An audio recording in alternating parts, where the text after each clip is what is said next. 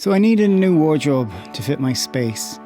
I had planned on just building it from MDF and painting it, but then I stumbled across two new IKEA PAX wardrobes nearby on a second-hand website.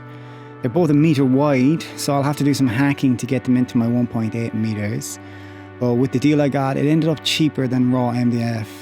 So I went online to the IKEA PAX planner and splurged on some internal fittings with all that money I was saving. On one side, I'm planning on kitting it out the whole shebang. Drawers, hanging rails, shelves, even pull-out shelves. While on the other side, I'm going to cut it down to 800 millimeters with just a shelf and hanging rail for longer items.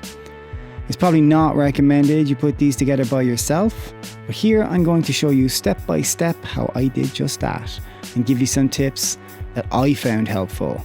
Stay tuned. This is DIY Design. Alright, ready to put these two together. Already had a read through the instructions. I'm glad I did. You're actually better off starting to lay them out, even though I don't know where they're going yet. That's enough done. This is the first part of it anyway, so I've laid them out the right way, which is the outer edge here. 3 dots. 3 dots this way, outer, outer, as you can see. Outer, outer, 3 dots. So lay it out. These are our first brackets. They're the only 2 brackets, and they're the only 4 little screws. So that's the first part. So yeah, we're lining it here. So 1, 2, third one, which is also in line with this one here on both sides. So 2, 3 and 4 here are basically telling you to put the same screw in, but in 2 it's telling you need to go here, center to center, center to center, and then you need to go all the way across the top, and then you need to go all the way across the bottom. But what I'm going to do is I'm going to start and I'm going to go 1, 2, 3, 4, 5, 6, 7, 8, 9, 10, 11, 12. I'm going to do it that way. So now I can see why they broke it up when you're putting these in. I still did it my way, but I know why they broke it up, because they have all these holes. They're very distracting. But in order to keep it simple, all you have to do is these things go in to the holes that are in the lines that go all the way. The one in the middle and the lines that go on the outside. That one, and that one. That's where they go. The height of them are then based on where they say. So this is the bottom, and then the bottom we're going to come up 1, 2, 3 here. And for me, that's going to be both inners because they're matching. So this is the long line. We come up 1, 2, 3. That's where it's going to go. And then on the outer one, which is here, we're coming up 1, 2, 3, and there is no lines to distract us. So it just goes there. One quick little tip here with these bios. So yeah, I usually just line them all up like this. Just line them up. One little screw in, into position, and then screw them down. But what you have to be sure of here is you have to make sure when you're screwing them in, you need to come right over it. And you need to make sure that you're coming in absolutely straight down. It needs to be flush, it needs to be plumb in both directions, and just take your time and just slowly bring it down in. If they go in wrong, they're not strong. In all honesty, you really probably should just use a screwdriver here, a Phillips screwdriver, rather than the drill. It's actually much better.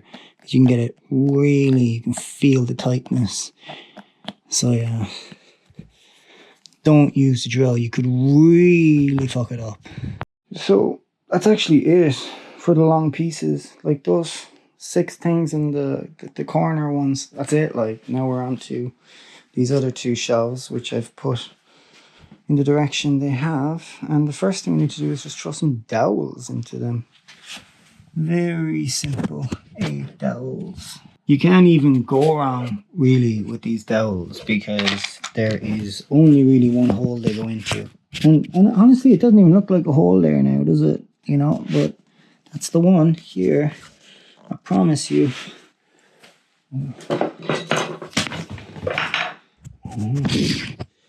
Get a little hammer in. Just very gently. I was expecting it to stop a little sooner, but I'll leave it there for now. Yeah, so this next step then is really just deciding which one of these two is the top and which one is the bottom. So I'm going to make this one the bottom, and in order to do that we just have to put two of these into these holes here. Oh, might as well just make this one the bottom. So that there, hammer it down. I don't really want to do it, but see. That's actually fine. Okay. I'm going to put this on the ground and hammer it down. This in there, that in there, hammer it down. That's the next step. And then yeah, just put the legs. Might as well just click these together, this and this. And screw the legs into these. Becomes the bottom. That's it.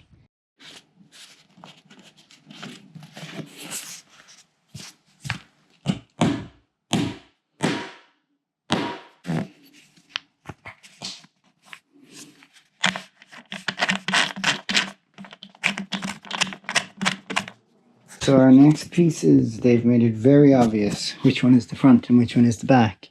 I'm going to go with this one is the front and this one is the back.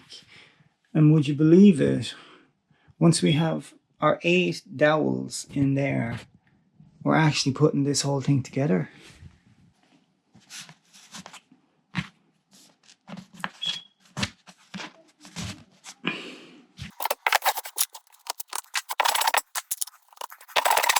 This is the part we need to be very careful with. This is where they kind of tell you how to put it together. Now, if you just continue on and you're like, oh yeah, picture's great, you know, oh 2.44, oh what? Okay.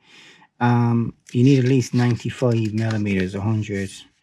So it's saying you need 244 centimeters. If you want to build it on the ground like a box and then stand it up. But honestly, I think I probably do have it, but I'm probably just going to build it the other way. We'll see. I think I just stand it up this way. So anything up to 244 centimeters and you build it like this, standing up, and would you believe it? Mine is 244 centimeters. That's just delightful. So I have to build it like this. Be cracking, get it organized like they have it here anyway. So stand him up, and just throw them together. Looks pretty straightforward. It's so easy to put together now that everything is in. All you basically have to do is screw these little bios in. You drop them in these holes. So the screw will come in here. You drop them in the holes like that, pointing that way, and then you screw it around till it's pointing that way, and that locks them. So we start this assembly by putting the 2 bottom rails in. Because the dowels go so far into the rails and protrude so little, this ended up being a finicky little job. You can see here the long warped side of the wardrobe is threatening to fall on top of me. They weren't stored flat, so I nearly didn't buy these because of the warp, having been burnt in the past trying to straighten warped chipboard. But I did manage to square it all up in the end. I think I was aided by the IKEA chipboard being less dense than standard chipboard, which makes it easier to both warp and to straighten back up. And the next thing we do is we slide the bottom shelf along the rails into the pre-drilled holes for the cam lock fasteners. Now, ideally you want to try to get these pieces pressed tight together when you're tightening these fasteners. This is probably the hardest part of doing this alone, trying to keep pressure from both directions whilst also screwing the nut, but you can adjust these after and get them a little tighter if necessary. Now for the fun part of doing this alone. It definitely wouldn't be a bad idea to wear a hard hat here, as there is nothing locking the top piece in place as I vibrate these together to get them tighter.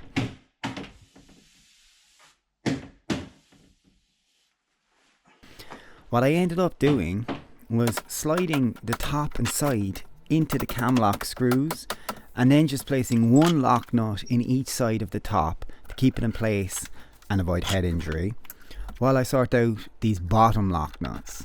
And that's when the tiny dowels became a nuisance again by coming out of their holes, and it was a little bit janky getting the rails back in, especially the back one. But once they were lined up, I was able to use the wall and put pressure on the side to keep the pieces tight together for the cam nuts. I also tightened the little feet from steps 7 and 8 in the instructions, just screwing them down till they touched the floor. I leveled them all together at the end.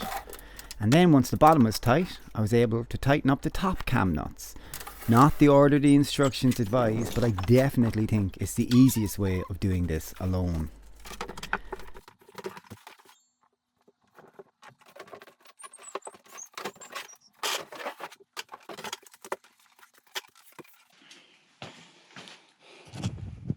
And I'm going to be doing this standing up, and you can see it's a little warp, which I'm hoping nailing this in will take out, so it's not allowing it to be straight up for me. This is clearly a 2-person job anyway, but in order to do it as a 1-person job, I am going to take these nails. I'm going to start by tacking one up there and one up there and letting it hang. So we go for each corner.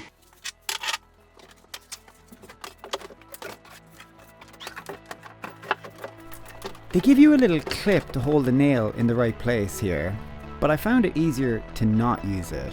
Maybe it was because of the warp or the solo effort, but I found it really annoying, so I did it the old-fashioned way. Now I did end up knocking a nail or two a little close to the edge and bulging the chipboard, but it doesn't affect the final result.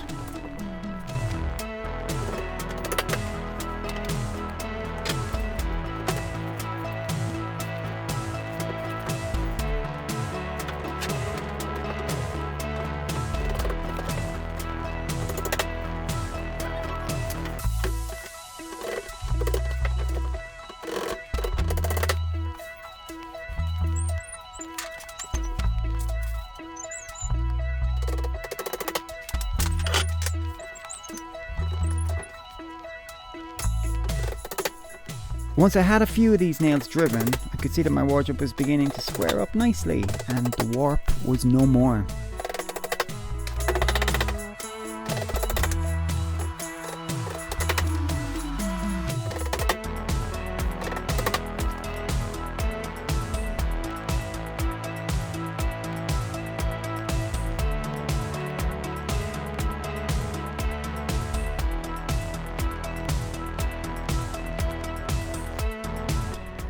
That's it for the assembly of the PAX wardrobe.